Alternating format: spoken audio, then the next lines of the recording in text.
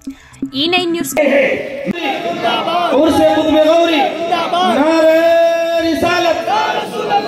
पीर की पसंद नापसंद का ख्याल रखते हो ना, पीर की हर बात का लिहाज रखते हो ना। आओ मैं बताऊं, मैंने पहले कह दिया ना, आप अपने पीर की बात कर रहे हैं, मैं पीराने पीर की बात कर रहा हूं। सैयदना सरकार गौसे आजम ने फरमाया, ये फरमान सुना होगा, आम है।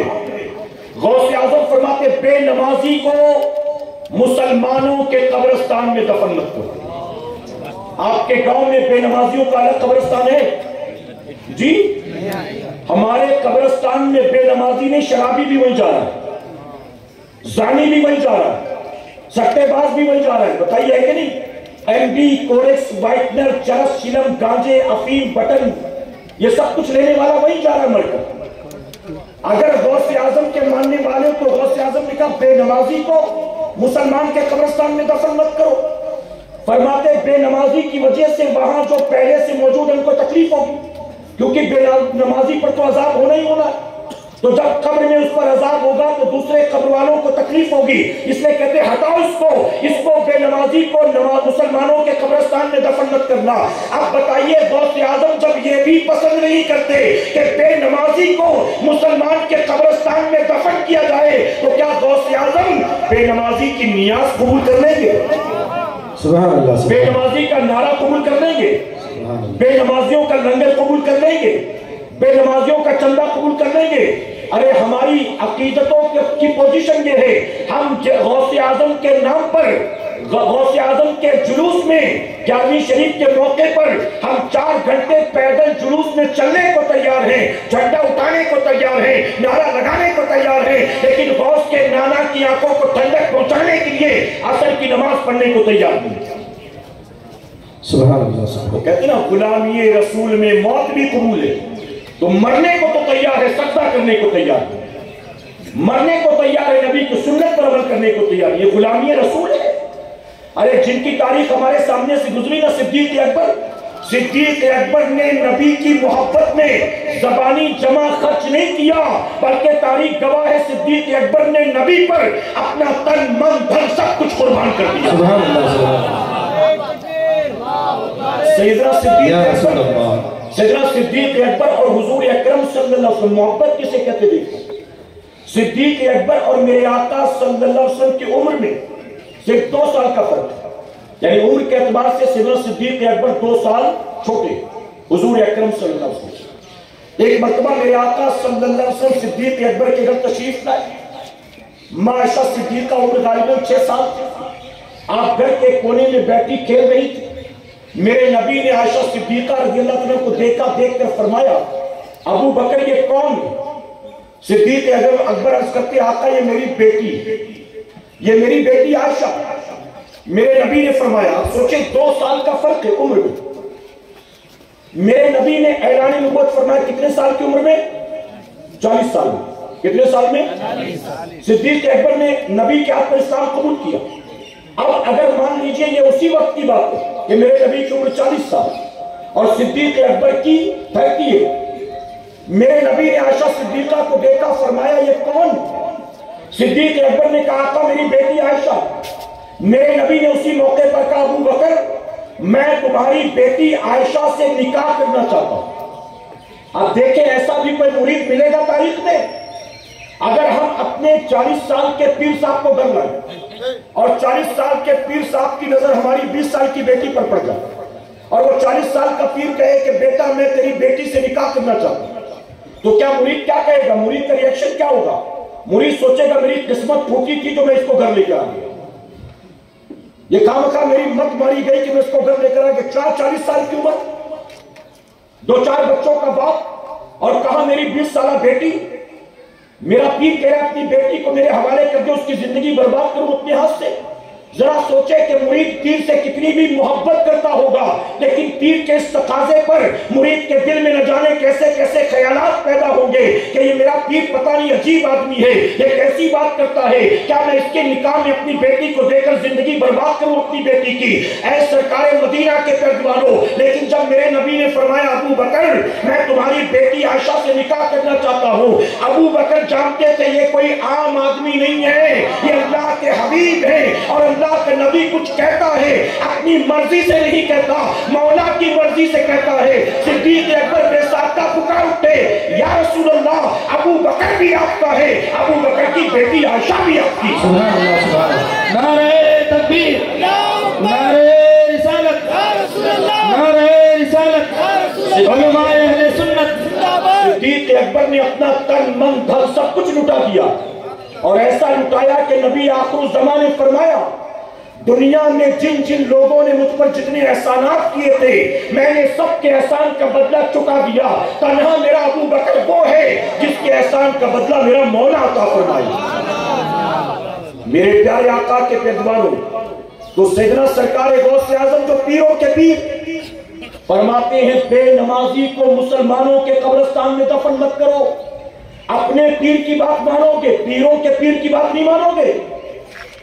اگر غوث اعظم کے فرمان پر عمل کرتے ہوئے بے نمازی دوست کو، بے نمازی بیوی کو، بے نمازی اولاد کو، بے نمازی باپ کو مرنے کے بعد مسلمانوں کے قبرستان میں دفن نہیں کرو گے، کہیں اور لے جاؤ گے، تو اے مسلمانوں اگر یہ پاسبل نہیں ہے آپ کے لیے تو آج یہ تہیہ کر کے اٹھنا، خطبہ گوری کی بارگاہ سے آج ہم طے کر کے جا رہے ہیں، آج کے بعد ہم کسی کو بے نمازی مرنے ہی نہیں دیں گے، ہم اپنے آپ کو بھی نمازی بنائیں گے اور لوگوں کو بھی نماز کی طرف بلائیں گے، کوشش کریں گے انشاءاللہ۔ میرے پیارے آقا کے پیروانوں، یاد رکھنا رب نے جتنی نعمتیں دی ہیں نا، اللہ قیامت میں ایک ایک کا حساب لینے والا ہے۔ حضور اکرم صلی اللہ علیہ وسلم، دو باتیں عرض کروں گا، باتیں بہت ساری ہیں لیکن میں بول رہا ہوں تو مجھے سردی کا احساس نہیں ہے، آپ کو ہوگا، مجھے اس بات کا احساس ہے، اس میں دو باتیں آخر میں اجازت ہے آپ کی۔ حضور اکرم صلی اللہ علیہ وسلم اپنے گھر تشریف لائے، آپ نے دیکھا جیسے دہلیز پار کی آپ کی نظر پڑی، آپ نے دیکھا زمین پر ایک روٹی کا ٹکڑا پڑا۔ عائشہ صدیقہ رضی اللہ عنہا کہتی ہیں حضور اکرم صلی اللہ علیہ وسلم نے جیسے ہی دیکھا آپ کے چہرے کا رنگ بدل گیا، آپ نے روٹی کا ٹکڑا اٹھایا، ہاتھوں سے صاف کیا، اور صاف کرنے کے بعد عائشہ صدیقہ سے مخاطب ہو کر فرماتے ہیں عائشہ یہ اللہ کی نعمت ہے، اللہ کی نعمت کی ناقدری مت کرو، جو اللہ کی نعمت کی قدر نہیں کرتا اللہ اس سے نعمت کو چھین لیتا ہے، اور جو اللہ کی نعمت کی قدر کرتا ہے اللہ نعمت میں برکت عطا فرماتا ہے۔ آج ہم نعمتوں کی قدر کر رہے ہیں کہ بے قدری کر رہے ہیں؟ بتائیے، اللہ کی نعمتوں کی ہم قدر کرتے ہیں کہ ناقدری؟ ایک غریب آدمی اپنی بیٹی کی شادی کروا رہا تھا، بیچارہ بھاگ کر ہمارے پاس آیا، داڑھی والا دیکھ کر کہتا حضرت دعا کریے اللہ لاج رکھ لے۔ میں نے کہا کیا ہوا؟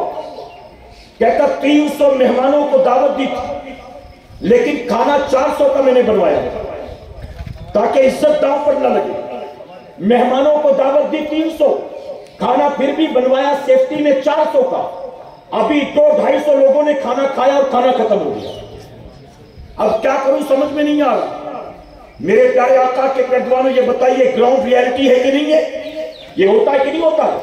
آج مسلمانوں کی شادی میں آپ چلے جائیں، کسی بھی ٹیبل پر جہاں 6 آدمی کھا کر اٹھتے ہیں نا، جب 6 آدمی کھا کر دسترخوان سے اٹھتے ہیں تو ٹیبل پر اتنا کھانا بچا ہوتا ہے کہ 2 آدمی بیٹھ کر اور پیٹ بھر کر کھا سکتے ہیں۔ میں نے کہا وہ جو کھانا ختم ہو گیا نا، لوگ کھا کر نہیں گئے ہیں، لوگ برباد کر کے چلے گئے۔ جہاں برتن دھونے والیاں بیٹھی ہوتی وہاں جا کر دیکھو، وہاں وہ کھانا زمین پر پڑا ہوا ملے گا، وہاں زمین پر۔ اللہ کی نعمت کی ناقدری نہیں کر رہے۔ میرے پیارے آقا کے پیغمبر، جس ملک میں ہم بیٹھے ہیں، آج جس ملک میں ہمیں طرح طرح کی دھمکیاں دی جاتی ہیں، آج فلاں قانون فلاں قانون فلاں قانون، میں نے آنے سے پہلے نیوز دیکھا اور نیوز میں یہ دیا گیا تھا کہ اسی مہینے CAA لاگو کر دیا جائے۔ مسلمانوں تیار ہو جاؤ، CAA اسی مہینے لاگو ہونے والا ہے۔ میں نے یہ پڑھا۔ میرے پیارے آقا کے پیغمبروں، جہاں طرح طرح کے قانون بنا کر ہمیں تکلیف دینے کی کوشش کی جاتی ہے، ہم اس ملک کی زمین پر بیٹھے ہیں جہاں پر کل تک تقریباً 1000 سال تک کلمہ پڑھنے والوں نے حکومت کی۔ بتائیے ہے کہ نہیں؟ لیکن وہ کلمہ پڑھنے والے کون تھے؟ جنہیں اللہ نے تخت و تاج دیا تھا، بادشاہت دی تھی، हुकूमत दी थी, इख्तिदार दिया था।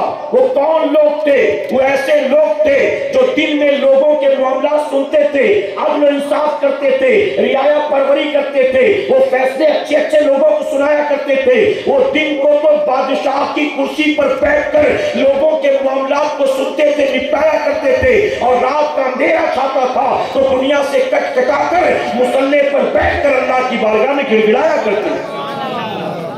जब तक ऐसे लोग मौजूद थे, अल्लाह ने इख्तिदार दिया, बादशाहत दी, तख्त और ताज दिया, ताकत दी, इज्जत दी।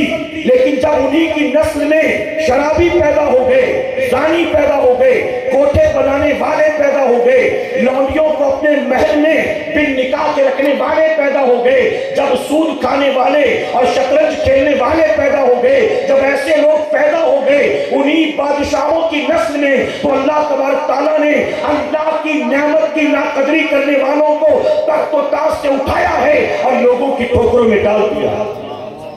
जब तक अल्लाह की नेमत की कद्र कर रहे थे, अल्लाह ने इक़्तिदार हुकूमत दी। अब आखिरी बात इस करूंगा, फिलिस्तीन और गाजा में जो हो रहा इसी से ढका छुपा है। मेन स्ट्रीम मीडिया दिखाए न दिखाए, सोशल मीडिया पर सब मौजूद है ना। मैं रोजाना फजर के वक्त अपने मोबाइल में ट्विटर पर जाता हूं, रात को सोने से पहले ट्विटर पर देखता हूं, दिन भर देखने की हिम्मत नहीं होती। और जब भी ट्विटर के अकाउंट को ओपन करके देखता हूं, नए बच्चों की तड़पती लाशें होती हैं, हर बार नई तस्वीर, नए वीडियोस, रोती बिड़कती माएं, उजड़ते घर, तबाह बर्बाद होती आबादियां, भागते दौड़ते मुसलमान, ये सारे मनाजिर देखे कि नहीं देखे आपने?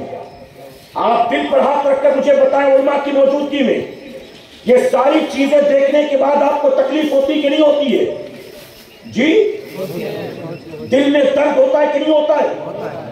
ये सारी चीजें अपनी आंखों से हम देखते हैं। हमारी बहनों के साथ क्या हो रहा है, हमारे बच्चों के साथ क्या हो रहा है, हमारे भाइयों के साथ क्या हो रहा है, जो बैतुल मुकद्दस की हिफाजत के लिए अपनी जाने हथेली पर लेकर निकले हैं। 56-57 इस्लामिक मुल्क हैं, हाथों में चूड़ियां पहने हुए हैं, मुंह में दही जमा कर बैठे हैं। अरे उनका मुकाबला करना तो दरकिनार, पूरी दुनिया में यहूदियों की तादाद 1 करोड़ से ज्यादा नहीं है, और हमारे 56-57 मुल्क जो है मुंह में दही जमा कर बैठे हैं, उनके खिलाफ बोलने की औकात नहीं है किसी की। और हमारे बच्चे रोजाना वहां जान दे रहे हैं, हमारी बहनें जान दे रही हैं, हमारे भाई जान दे रहे हैं। ऐसे मनाजिर देखकर आपका दिल दुखता है कि नहीं दुखता? आपको तकलीफ होती है कि नहीं होती? हर मुसलमान कहता है हाँ मुझे दर्द होता है, हाँ मुझे तकलीफ होती है। मैं कहता हूं ये झूठ है, ये तो तुम कहते हो ये सरासर धोखा है। जैसे सऊदिया कहता है तकलीफ हमें भी हो रही है, तुर्की कहता है तकलीफ हमें भी हो रही है, ईरान कहता है तकलीफ हमें भी हो रही है। हम हिंदुस्तानी मुसलमान भी ऐसे झूठ बोलते